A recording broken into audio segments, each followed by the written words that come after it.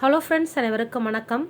இன்றைக்கி ரொம்ப சிம்பிளான முறையில் ஒரு சூப்பரான சிக்கன் கிரேவி ரெசிபி தான் இந்த வீடியோவில் ஷேர் பண்ண போகிறேன். இந்த சிக்கன் கிரேவி பார்த்திங்கன்னா சப்பாத்தி, இட்லி, தோசை, சாதத்துக்கும் ரொம்ப சூப்பராக இருக்கும். இது எப்படி செய்யுதுன்னு பார்க்கலாம். நீங்கள் கடையெல்லாம் போய் எந்த மசாலாவும் வாங்க தேவையில்லை. வீட்லேயே எப்படி ஈஸி மெத்தடில் செஞ்சு காமிக்கிறேன் பாருங்கள்.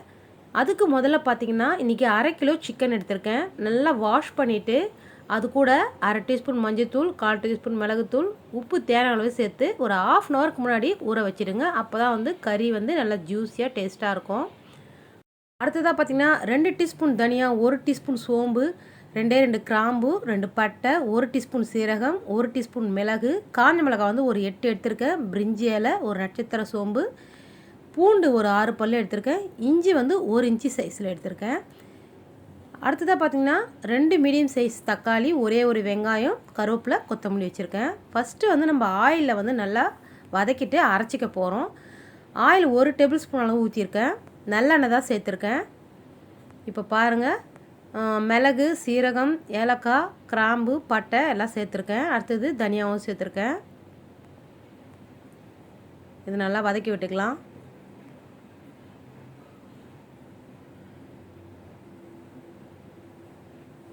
அடுத்ததாக இஞ்சி சேர்த்தாச்சு, பூண்டும் சேர்த்தாச்சு, காஞ்ச மிளகாய், வெங்காயம் சேர்த்துக்கலாம். இதையும் நல்லா வதக்கி விட்டுக்கலாம். ரொம்ப கோல்டன் ப்ரௌன் ஆக தேவை, கொஞ்சம் வதங்கினா போதும். அடுத்தது தக்காளி சேர்த்துட்டேன். இது கூடவே கொஞ்சமாக உப்பு சேர்த்துக்கலாம். நம்ம ஏற்கனவே சிக்கன்லேயும் உப்பு சேர்த்துருக்கோம். இப்போ மஞ்சள்தூள் ஒரு 1/2 டீஸ்பூன் அளவு சேர்த்துருக்கேன். நல்லா வதக்கி விட்டுட்டு ஆறுனதுக்கப்புறம் கொஞ்சமாக தண்ணி சேர்த்து அரைச்சிக்கலாம்.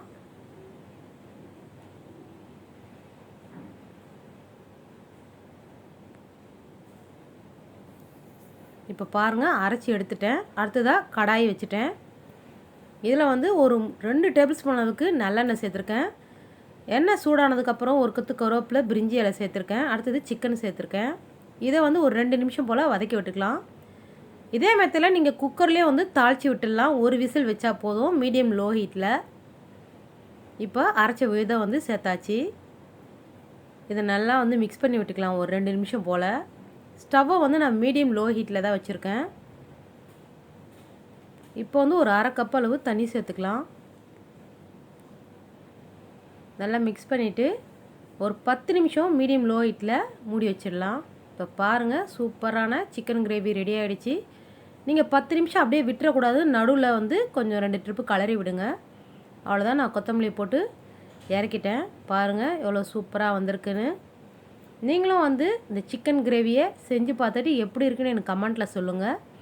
இந்த வீடியோ பிடிச்சிருக்கோன்னு நினைக்கிறேன். இந்த வீடியோ பிடிச்சிருந்தா மை சமையலுக்கு சப்ஸ்கிரைப் பண்ணுங்கள், லைக் பண்ணுங்கள், ஷேர் பண்ணுங்கள், கமெண்ட் பண்ணுங்கள். தேங்க்யூ.